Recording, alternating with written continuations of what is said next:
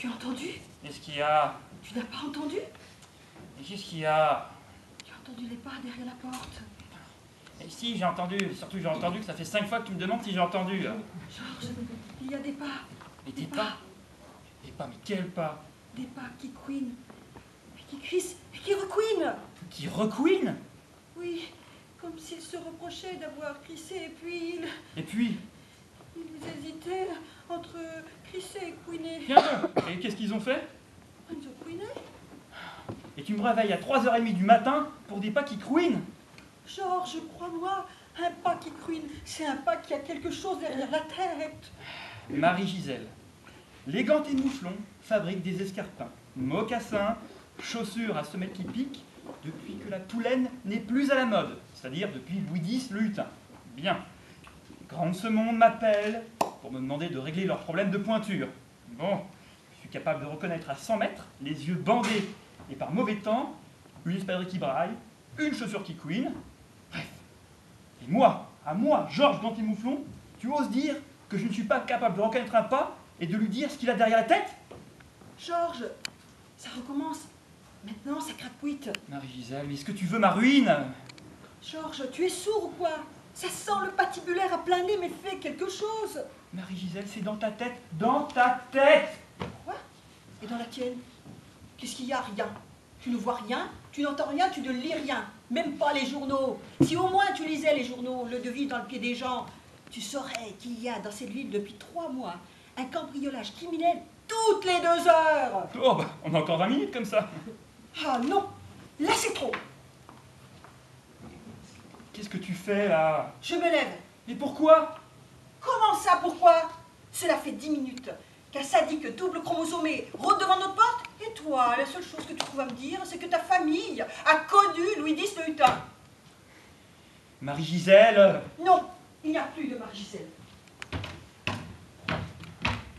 Les taits me tombent des yeux. Et quoi? Les taits. Quand je pense que j'ai perdu 10 de mes plus belles années, je vois clair tout à coup. Je découvre ton vrai visage. Une bouillotte de lâcheté tiède.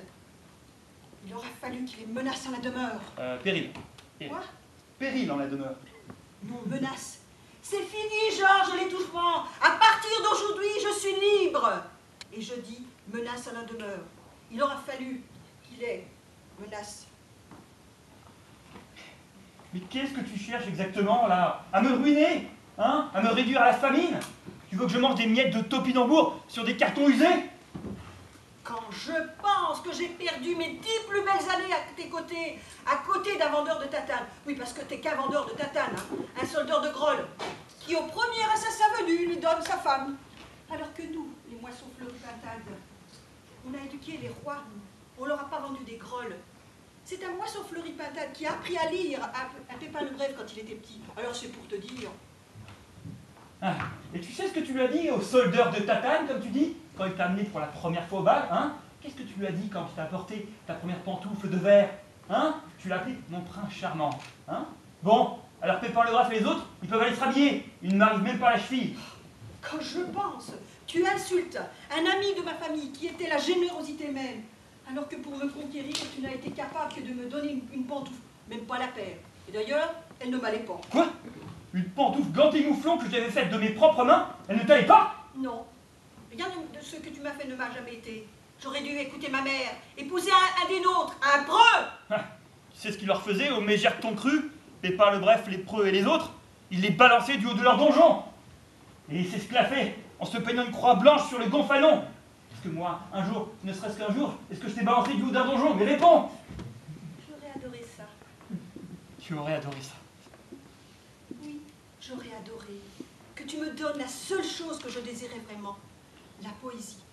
Galoper sur les plages, accrocher à ta selle, manger de la viande crue, crier ton nom sur les dunes, rouler notre désir dans les plages océanes, saisir le vent, l'aube, enfin vivre quoi! Mais tu les as oubliés, tu nous étais au Touquet plage. Ah, tous ces moments romantiques, ces après-midi, sur le pédalo, où je te chantais à tue-tête. Qu'il est beau le soleil, oh qu'il est beau, qu'il est vermeil. Hein? Tu les oublies, tous ces moments de joie intense? Alors, tu vas pas loin maintenant. Qu'est-ce que tu attends? Bah, si c'est vraiment pour te faire plaisir, bah, je vais appeler la police, hein, mais c'est vraiment pour te faire plaisir.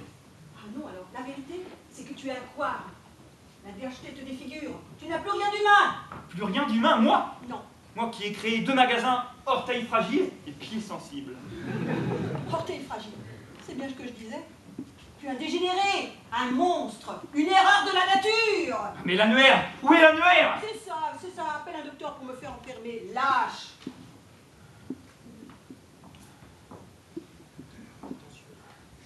Un docteur, ouais. C'est une prétentieuse, hein. C'est plutôt un vétérinaire que je vais appeler. Ah non, sûrement pas.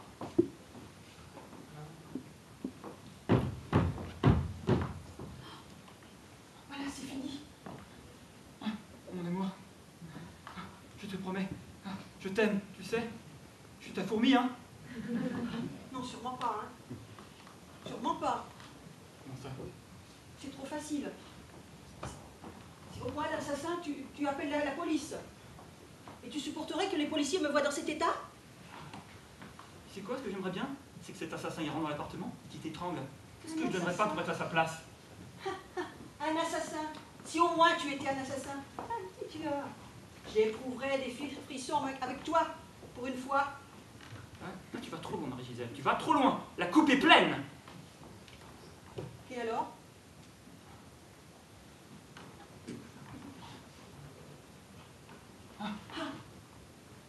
T'as vu ma peau? Elle ne frissonne pas. Elle rigole.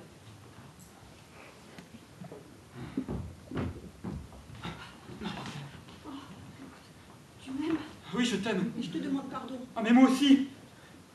Tu es ma fourmi, tu sais. Ah, c'est vrai, je suis ta fourmi? Oh oui, mon amour. Ah, merci. Oh, j'ai peur, Georges. Ah, je suis là, ma vie.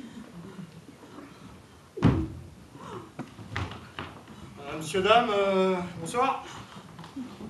Service de réanimation des couples. Bon, bah, ça fait 300 francs, hein. 300 francs? Bah oui, monsieur, hein, c'est le tarif de nuit. Mais nous sommes abonnés. Ma petite dame. Il est 2h du mat. Après 2 heures, c'est pareil pour tout le monde, hein. C'est pas moi qui fais les tarifs. Bon, bah, bien. Allons-y. Ouais, bah, c'est pas de refus parce que là, j'ai passé une soirée, elle était très très dure. J'ai fait une réanimation d'un couple là, un docteur qui avait pas vu sa femme depuis 10 ans.